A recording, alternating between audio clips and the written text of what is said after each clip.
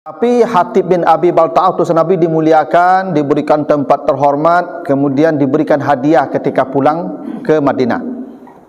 Hadiahnya itu ada keledai, ada kain, termasuk 3 orang budak yang dihadiahkan ke Nabi. Satu namanya Maria, ini pembantu raja. 2 namanya Sirin, Sirin itu saudara perempuannya Maria. Dan ketiga budak laki-laki namanya Makbul. Berangkatlah Maria ya ke Madinah.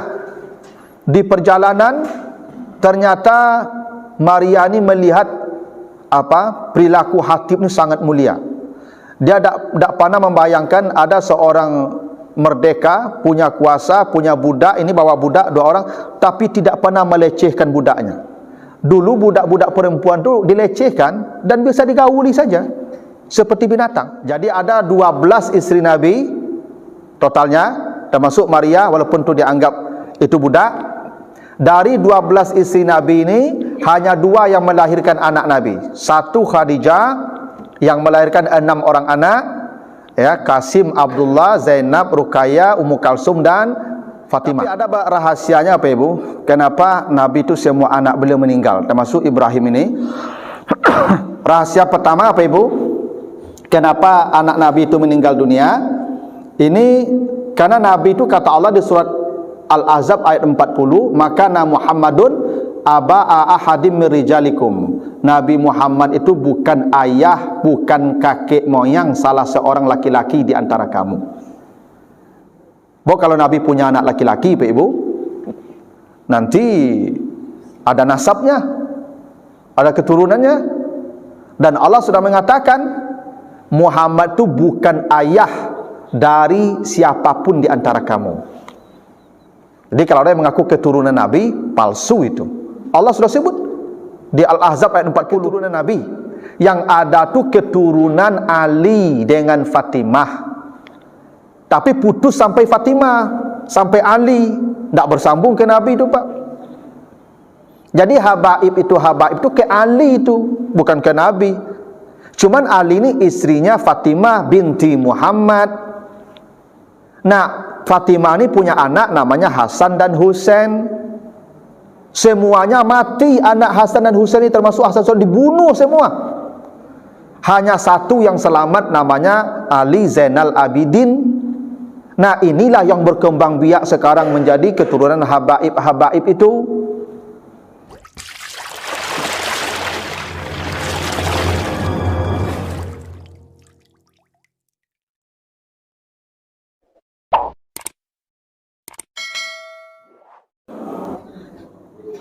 Alhamdulillahirrabbilalamin. Salatu wassalamu ala asrafil anbiya'i wal mursalin wa ala alihi wa ashabihi ajma'in.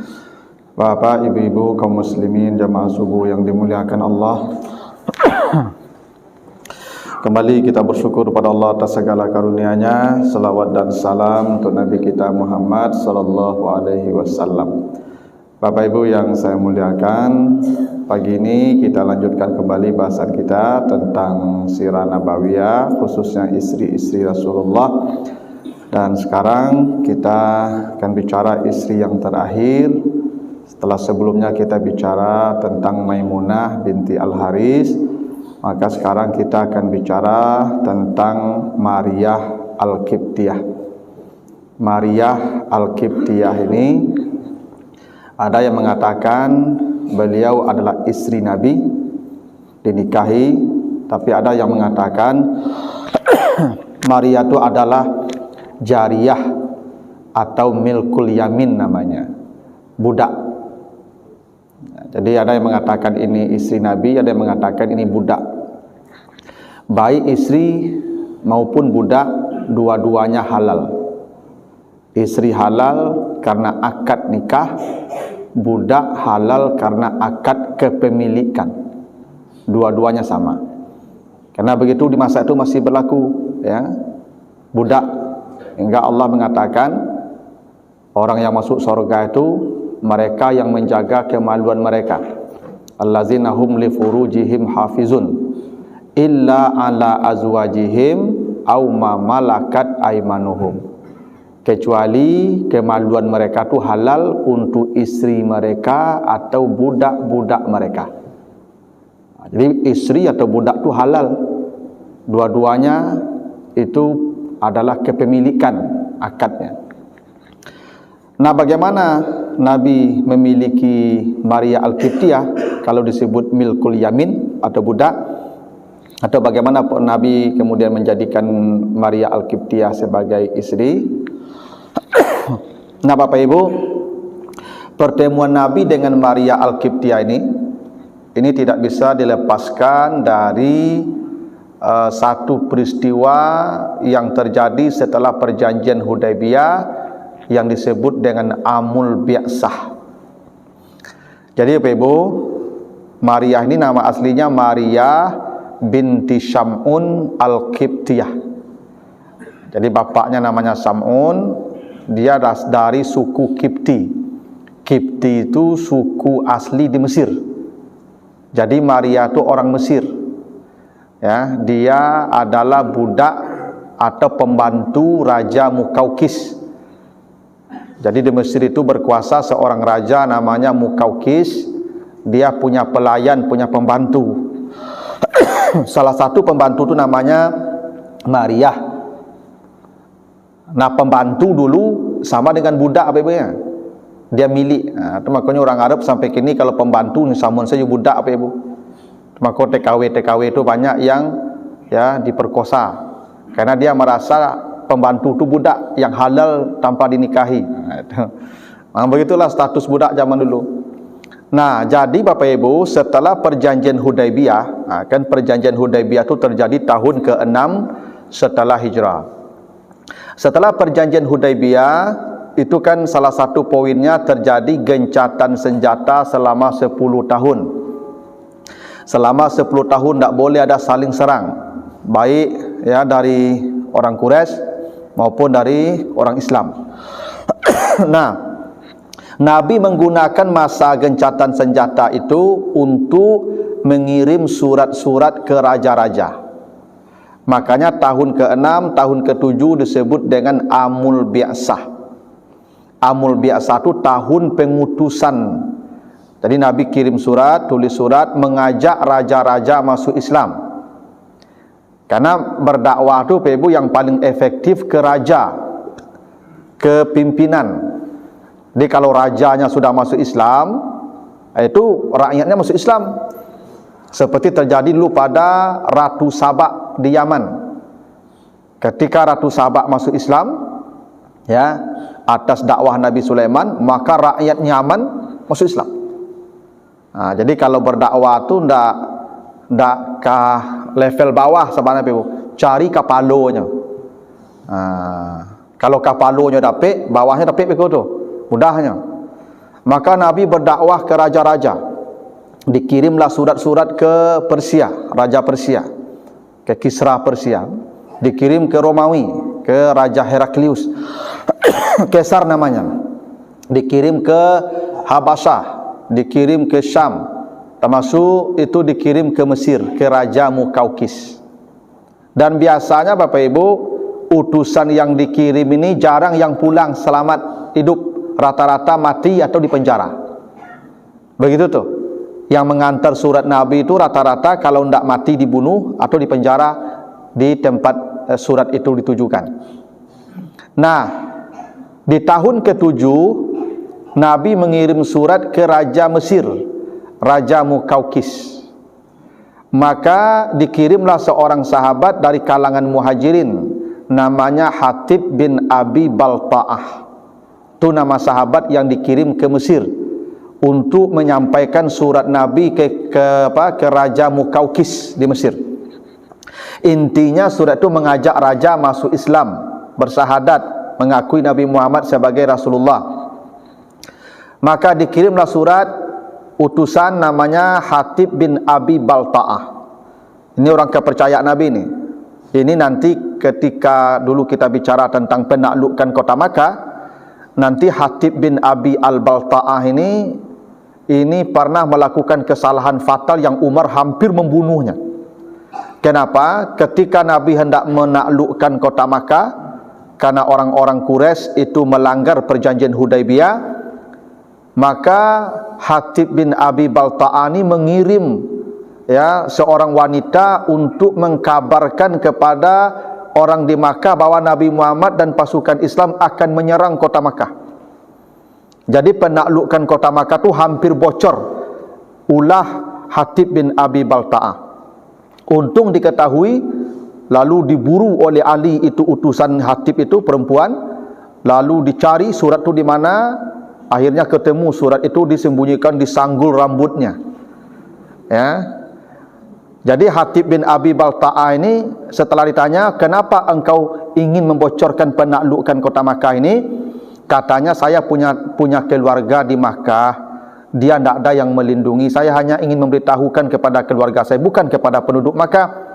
Tapi kata Umar, ya Rasulullah, izinkan saya penggal kepala orang munafik ini. Kata Nabi, jangan, karena Hatib bin Abi Balta'ah ini adalah salah seorang veteran perang Badar. Dia ikut di perang Badar nih, Hatib bin Abi Balta'ah ini. Dan kata Allah, orang yang ikut di perang Badar itu, kata Nabi, silahkan berbuat dosa apa saja, Allah sudah mengampuninya. Jadi yang 300 orang yang ikut di perang Badar itu dijamin Allah, setelah perang Badar ini berbuat dosalah kalian. Setiap kalian berbuat dosa, Allah sudah mengampuni tanpa minta ampun. Kenapa? Allah memuliakan yang ikut di perang Badar itu. Begitulah penghargaan Allah kepada mereka yang 300 orang yang ikut di perang Badar itu. Dan Hatib bin Abi Balta'ah salah satu veteran perang Badar itu. Oleh karena itu, ketika dia berbuat kesalahan, maka Nabi memaafkan, karena Allah sudah memaafkan Hatib bin Abi Balta'ah itu, karena dia veteran perang Badar. Maka Umar tidak jadi membunuh dia. Kalau tidaklah karena itu, mungkin Umar sudah membunuh dia, karena hampir gagal penaklukan kota Makkah gara-gara Hatib bin Abi Balta'ah ini. Nah, yang dikirim ke Raja Mukaukis itu, ini Hatib bin Abi Balta'ah yang hampir membocorkan rahasia penaklukan kota Makkah. Nah, sampai di Mesir, Hatib bin Abi Balta'ah ini disambut oleh Raja Mukaukis. Jadi Raja Mukaukis ini baik. Dia memang tidak masuk Islam. Jadi setelah dibaca surat, sebenarnya hati kecilnya sudah membenarkan Nabi Muhammad, tapi dia tidak mau memeluk Islam karena khawatir rakyatnya akan meninggalkannya.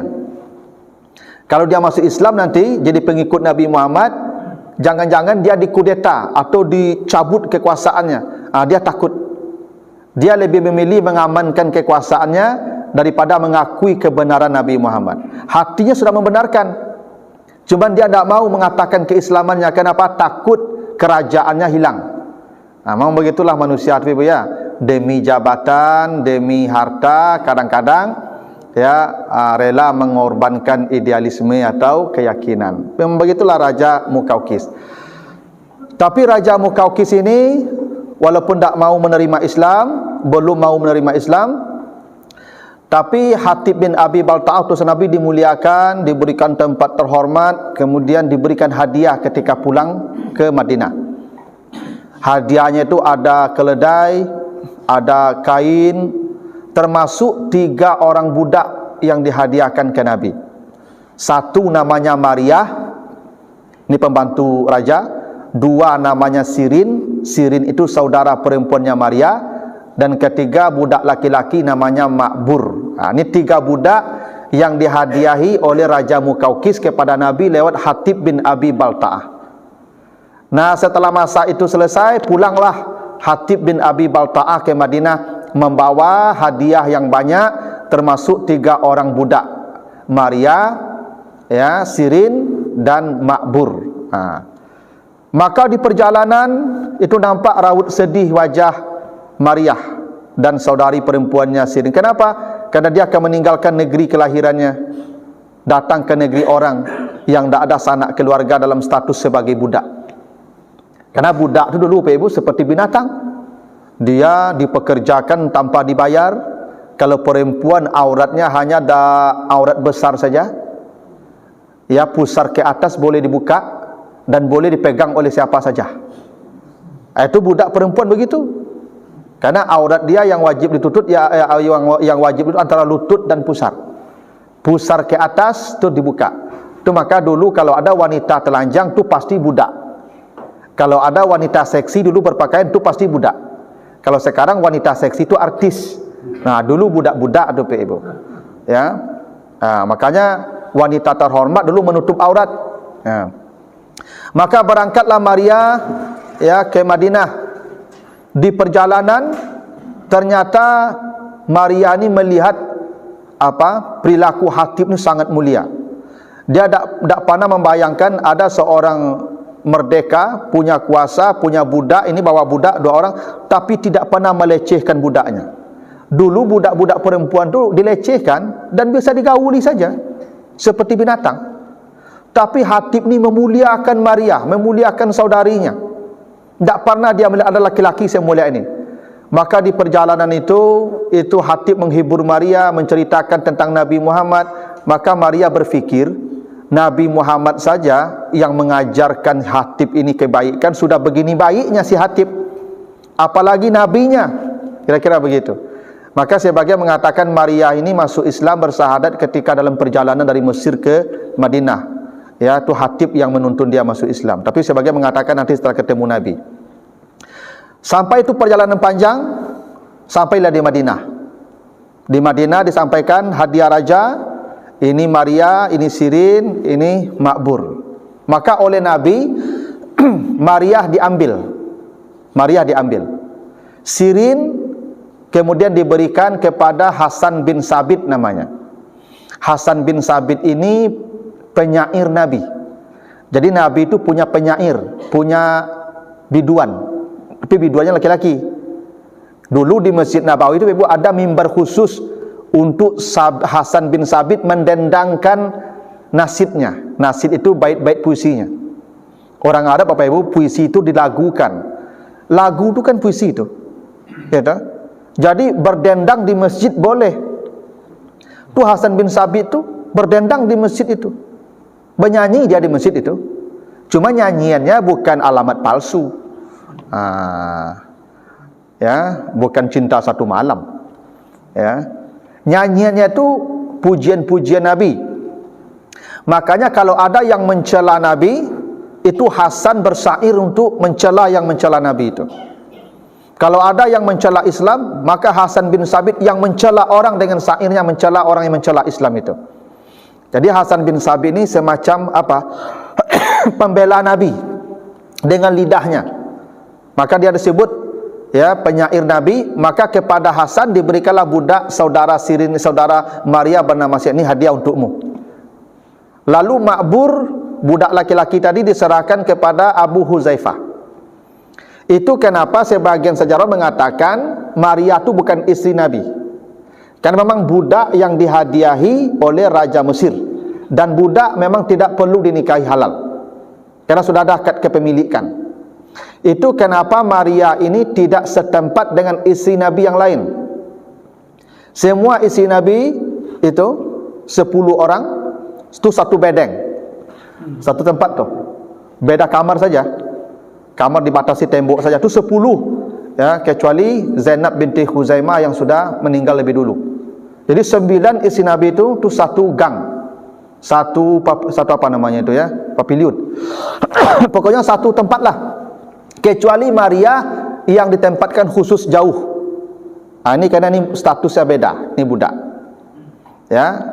Maka biasanya Nabi itu mendatangi Maria itu bukan di malam hari, tapi di siang hari. Makanya suatu ketika ada cerita Bapak Ibu, ini Nabi sedang di rumah Hafsah. Jadi ini giliran ke rumah Hafsah. Kebetulan Hafsah sedang keluar rumah, tidak ada di rumah. Nabi sedang di rumah Hafsah. Lewatlah Maria. Oleh Nabi dipanggil. Ya namanya istri atau budak boleh aja dipanggil masuk. Ngobrol aja di rumah Hafsah. Begitu Nabi sedang berdua di rumah Hafsah dengan Maria, datang Hafsah yang punya rumah Pak Ibu. Itu mengamuk Hafsah mulai ibu-ibu. Ya enggak? Ibu bayangkan tuh. Apakku punya istri cek lain. Tu nyoba ke rumah ibu istri dua kok. Ibu sedang tak di rumah. Ya enggak? Pas pulang apak sedang berdua je istri muda di rumah. ambo yakin lo mari ta balik-balik sada beko tu malum mari rak-rak piring sado nyota balik-balik beko tu. Samalah Hafsah juga begitu, walaupun dia isteri Nabi, walaupun anak sahabat, ya, marah. Ya tak? Itu marah-marah Hafsah itu. Dan Nabi kemudian ingin membahagiakan Hafsah. Ya, memang Nabi salah juga. Ini rumah Hafsah, bagian Hafsah, kenapa Maria dibawa masuk? Ya tak? Walaupun hanya untuk ngobrol, tenggang pula lah perasaan dia. Maka kepada Hafsah itu Nabi berkata, mulai hari ini saya tidak akan mendatangi Maria lagi. Nabi bersumpah, mulai hari ini saya tidak akan mendatangi Maria. Maka turunlah surat At-Tahrim ayat yang ke-1. Jadi surat At-Tahrim ayat 1 itu turun karena itu Hafsah marah-marah tu. Jadi ibu kalau tak singgung kapak berang salah ndak balo. Amuk siapa tu ndak balo tu. Ya tu. Memang Hafsah begitu tu. Ya tu. Karena ibu tu kalau berang kalau tahan-tahan mereka stroke ibu. Ya. Lapen salah kau berang ibu kapak tu dah ba. Lapak tu nya ndak lo ka ba dia tu. Kok salahnya berang ibu nyantuk lebih kau tu. Gitu. Maka turunlah surat At-Tahrim menegur Nabi, ya ayuhan nabi lima tuharrimu ma ahallallahu laka tabtaghi mardata azwajik. Wahai Nabi, kenapa engkau mengharamkan apa yang dihalalkan Allah hanya untuk menyenangkan hati istrimu? Tak boleh. Jangan engkau mengharamkan yang dihalalkan Allah hanya untuk menyenangkan hati istrimu. Maria tu halal bagimu, dia budakmu, kalaupun dia budak halal. Apalagi kalau istri, halal. Kenapa kau mengharamkan dia hanya untuk mencari keredaan istrimu? Itu ayat itu turun. Itu kerana Hafsah lagi marah-marah kepada Nabi kerana mendapati Nabi dengan Maria berdua di rumahnya. Lalu kemudian Nabi membayar kafarat sumpah. Ya, ada kafarat sumpah itu, Ibu, puasa 3 hari atau memberi makan 10 orang miskin. Karena setelah bayar kafarat sumpah, Nabi kemudian mendatangi Maria kembali, dan Maria inilah satu-satunya istri Nabi yang melahirkan anak Nabi selain Khadijah. Jadi ada 12 isteri Nabi totalnya, termasuk Maria, walaupun itu dianggap itu budak. Dari 12 isteri Nabi ini hanya 2 yang melahirkan anak Nabi. Satu Khadijah yang melahirkan 6 orang anak, ya, Qasim, Abdullah, Zainab, Ruqayyah, Ummu Kalsum dan Fatimah.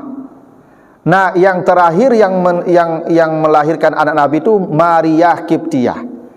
Lahirlah seorang anak namanya Ibrahim. Nah, itu nama anak. Makanya istri Nabi dicemburu kepada, ya, Maria. Yang lain tidak ada yang melahirkan anak Nabi, termasuk Aisyah. Padahal Aisyah itu dilahirkan dalam dia dinikahi dalam keadaan gadis. Tidak ada satupun istri Nabi yang hamil. Maria hamil yang terakhir. Maka makin cemburulah itu istri-istri Nabi itu. Sama lah ibu-ibu juga pasti begitu tu. Sama lah tu. Ya, untung kami leci ibu saja. Kok 2-3 ibu. Oh, ya tu. Maka ini lahir anak, tapi sayang umur 18 bulan itu Ibrahim sakit, demam. Itu Nabi sedih. Ya, Nabi peluk, dan ceritanya Nabi ketika memeluk Ibrahim itu Nabi tertidur. Pas tertidur itulah Ibrahim meninggal dunia. Ketika bangun, Ibrahim sudah tidak ada lagi. Maka Nabi memeluk, ya, sambil menangis, dan bahkan air mata Nabi itu mengalir ke pipi Ibrahim. Inilah yang menjadi dalil, Bapak Ibu, tidak apa-apa menangis. Ya, kalau orang meninggal dunia, bapa, ibu, saudara, suami, menangislah. Dan tidak apa-apa pula air mata kita kena mayat itu. Ada pula sebuah pendapat, Bapak Ibu, oh, tidak boleh kena air matanya loh. Oh, tidak boleh. Nabi tu, anaknya tu, Nabi menangis sampai air mata beliau itu mengalir ke pipinya atau ke wajahnya Ibrahim. Dan itu tidak masalah.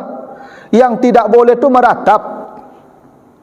Mati suami ibu tu, ibu paluk-paluk, ibu menangis-nangis, pak lah mati tu apa, ya tu Josia ambo tinggal le, Josia anak-anak beko belanjonya ba gitu, ya. Tu meratap namanya tu. Ya tu. Orang dulu banyak ada yoden mamang udah capek mana mati tu, ya. Gitu. Itu meratap namanya, itu tidak boleh. Tapi kalau menangis boleh. Itu Nabi menangis tuh ketika anak beliau meninggal, Ibrahim. Nah, tapi ada rahasianya apa Ibu? Kenapa Nabi itu semua anak beliau meninggal, termasuk Ibrahim ini? Rahasia pertama apa Ibu? Kenapa anak Nabi itu meninggal dunia? Ini karena Nabi itu kata Allah di surat Al-Ahzab ayat 40, maka Muhammadun aba'a ahadim mirijalikum. Nabi Muhammad itu bukan ayah, bukan kakek moyang salah seorang laki-laki di antara kamu. Kalau Nabi punya anak laki-laki, Pak Ibu, nanti ada nasabnya, ada keturunannya. Dan Allah sudah mengatakan Muhammad itu bukan ayah dari siapapun di antara kamu. Jadi kalau ada yang mengaku keturunan Nabi, palsu itu. Allah sudah sebut di Al-Ahzab ayat 40. Tidak ada keturunan Nabi. Yang ada tuh keturunan Ali dengan Fatimah. Tapi putus sampai Fatimah, sampai Ali, tidak bersambung ke Nabi itu Pak. Jadi habaib itu ke Ali itu, bukan ke Nabi. Cuman Ali ini istrinya Fatimah binti Muhammad. Nah, Fatimah ini punya anak namanya Hasan dan Husain. Semuanya mati, anak Hasan dan Husain ini termasuk Hasan Husain dibunuh semua. Hanya satu yang selamat namanya Ali Zainal Abidin. Nah, inilah yang berkembang biak sekarang menjadi keturunan habaib itu. Tapi Nabi Muhammad tidak ada keturunannya, udah mati semua, putus. Itu makanya ketika Nabi Muhammad mati anak laki-lakinya semua, orang Arab gembira, orang-orang Quraisy gembira, teriak-teriak, ya, membuli Nabi. Muhammad abtar, Muhammad abtar, Muhammad punah, Muhammad putus. Maka turunlah surah Al-Kautsar. Inna a'tainakal kautsar fashalli li rabbika wanhar inna syani'aka huwal abtar. Itu ayat itu turun karena orang membuli Nabi saat anak laki-laki beliau mati. Karena orang Arab Bapak Ibu kalau tidak punya anak laki-laki itulah habis tuh, malu. Makanya kalau tidak punya anak laki-laki Bapak Ibu, istrinya tuh berang-berang saya tahu itu. Kok lahi anaknya pedusinya kubuan sila itu. Mereka ingin anak laki-laki. Sebab kalau tidak ada anak laki-laki, putus namanya, punah namanya, abtar namanya. Itu makanya Nabi Muhammad diteriaki Muhammad abtar, Muhammad abtar. Girang mereka Ibu ketika mati itu. Mati Qasim, mati Abdullah, mati Ibrahim. Senang orang-orang Quraisy musuh-musuh Nabi itu. Turunlah surah Al-Kautsar itu. Inna syani'aka huwal abtar. Yang membencimu itulah yang akan punah kata Allah, yang akan putus. Makanya ada tidak sekarang Bapak Ibu keturunan Abu Lahab? Coba carilah apa orang Arab sebut ke apa sia ambo fulan, apa keturunan sia, keturunan Abu Lahab yang kesekian ada? Tidak ada. Turunan Abu Lahab punah, turunan Abu ini punah, semua pembenci Nabi, Abu Jahal punah semua. Kenapa? Itu kata Allah tuh, inna syani'aka huwal abtar. Tapi Nabi Al-Kautsar. Maka sekarang banyak turunan Nabi, tapi bukan dari Nabi langsung, dari Ali ke Fatimah. Karena Allah sudah mengatakan Nabi Muhammad bukan ayah dari laki-laki di antara kamu. Alasan kedua kenapa Nabi dimatikan semua anaknya, anak laki-lakinya? Karena rata-rata Nabi itu kalau punya anak laki-laki, dia jadi Nabi. Nabi Ibrahim punya anak Ismail, Ishak jadi Nabi. Nabi Yakub punya anak Ishak jadi Nabi. Nabi Yakub punya anak Yusuf jadi Nabi. Nabi Yahya punya anak, Nabi Zakaria punya anak Yahya jadi Nabi. Ini Nabi kalau punya anak laki-laki tidak jadi Nabi kan jadi aneh Pak. Ayah kalau jadi Nabi, kalau jadi cengkahak aja Pak. Kan rusak nama Nabi begitu. Itu rahasianya Bapak Ibu kenapa itu dimatikan. Jadi Ibrahim itu dimatikan dalam usia 18 bulan. Dan ketika Ibrahim meninggal dunia itu Ibu, itu terjadi gerhana matahari, gelap. Lalu kemudian orang-orang menghubungkan ini gerhana ini karena Ibrahim meninggal dunia. Kalau bahasa kitanya alam pun ikut bersedih. Itu bahasa orang. Tapi Nabi kemudian berdiri di mimbar. Ini anak beliau meninggal nih, berdiri di mimbar. Kata Nabi, Asy-syamsu wal qamaru ayatani min ayatillah. Bulan, bintang adalah di antara tanda-tanda kebesaran Allah. La tankashifani bi mauti ahadikum. Dia gerhana tidak ada hubungannya dengan kematian di antara kamu. Nabi katakan begitu. Nah, kemudian Nabi mengajak para sahabat salat gerhana. Sejak saat itulah syariat salat gerhana itu terjadi. Jadi salat gerhana itu terjadi, itu mulai berlaku salat gerhana matahari bulan itu penyebabnya Ibrahim meninggal dunia. Jadi anak Nabi Ibrahim meninggal dunia, terjadi gerhana, orang mengaitkan itu dengan kematian Ibrahim. Nabi membantahnya, lalu kemudian mengajak sahabat salat gerhana dan Nabi berkhutbah. Itu pesan khutbah Nabi. Ini tanda kebesaran Allah, tidak ada kaitan dengan kematian anak saya. Itulah dasarnya kita melakukan salat sunat gerhana baik matahari maupun gerhana bulan. Ya. Nah, kemudian Bapak Ibu, ini setelah Nabi wafat, ini kemudian Maria sebagai mengatakan dimerdekakan pada masa Abu Bakar, dimerdekakan, tapi dia tidak mau kembali ke kampung halamannya, dia tetap di Madinah. Tapi oleh Umar, oleh Abu Bakar dan Umar diberi tunjangan insentif setiap bulan. Jadi semua istri Nabi ini Ibu dapat tunjangan tiap bulan. Semua istri Nabi sampai meninggal dunia dijamin oleh negara. Ini pensiunan janda namanya nih Pak. Ya dah. Jadi memang dikasih. Karena istri Nabi tidak boleh lagi menikah dengan siapapun. Itu maka dikasih tunjangan.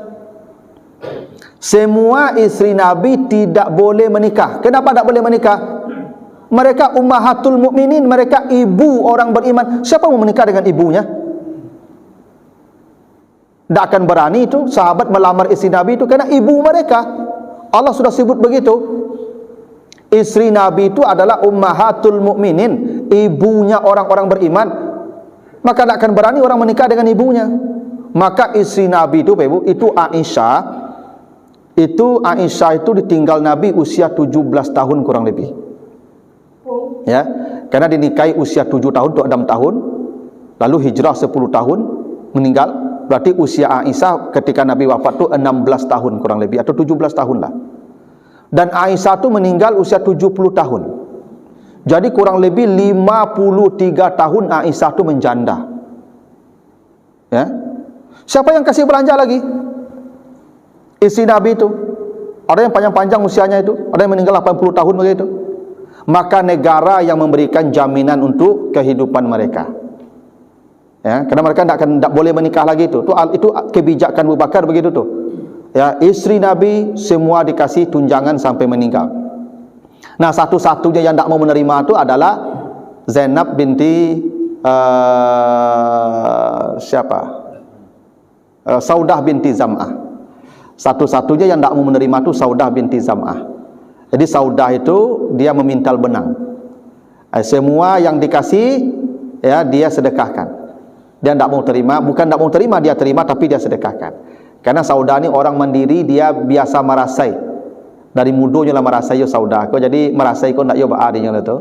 Makanya dia sedekahkan pula itu tunjangannya. Jadi anggota dewan itu harusnya malu ke Saudah itu Pak. Ya, kalau istri Nabi kan wajar lah dapat tunjangan. Kan itu anggota dewan Pak. Jadi anggota dewan satu periode hanya 5 tahun, tunjangan sampai mati Pak. Kan harusnya malu tuh Pak. Ya dah. Nah kok iyo dapat tunjangan separuh daging kurang miskin, udah masuk kantong. Sesadonya tunjangan tuh loh. Seperti Saudah tadi lah. Nah Maria Al-Qibtiyah ini Pak Ibu, ini meninggalnya di masa Umar bin Khattab. Jadi masa kekhalifahan Umar bin Khattab dia meninggal dunia dan dikuburkan di Baqi, ya sama dengan istri Nabi yang lain. Yang tidak di Baqi itu hanya Maimunah yang meninggalnya kemudian kemarin di Sarif, dikuburkan di Sarif tempat dia menikah dengan Nabi. Dan Khadijah yang di Madinah. Lain daripada itu, semua istri Nabi dimakamkan di Baqi. Nah itulah cerita tentang Maria Bapak Ibu, tidak banyak cerita tentang dia karena memang dia tidak banyak bersama dengan Nabi. Dia bersama dengan Nabi tahun ke-7 Hijriah dan itu pun malam tidak ada bersama Nabi, dia hanya siang saja bersama Nabi. Karena malam untuk istri yang lain, istri sah. Yang ini budak. Maka dia dapat bagian apa nama itu, siso-siso. Ya. Siso disiko, tiba Nabi disiko. Siso disiko, tiba Nabi disiko. Gitulah. Gitulah. Kalau punya istri banyak aku payah yo maturnya Pak Ibu, tapi memang begitu. Nabi itu pasti adil. Ya, bagaimana caranya enggak ada rinciannya, tapi itulah yang terjadi. Ya, dan ini istri terakhir. Walaupun orang berbeda, ini istri atau jariyah atau milkul yamin. Begitu Pak Ibu ya, sejarah tentang Maryah Al-Qibtiyah, istri-istri Nabi.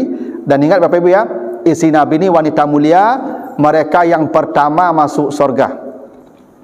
Istri-istri Nabi ini wanita-wanita yang pertama masuk surga.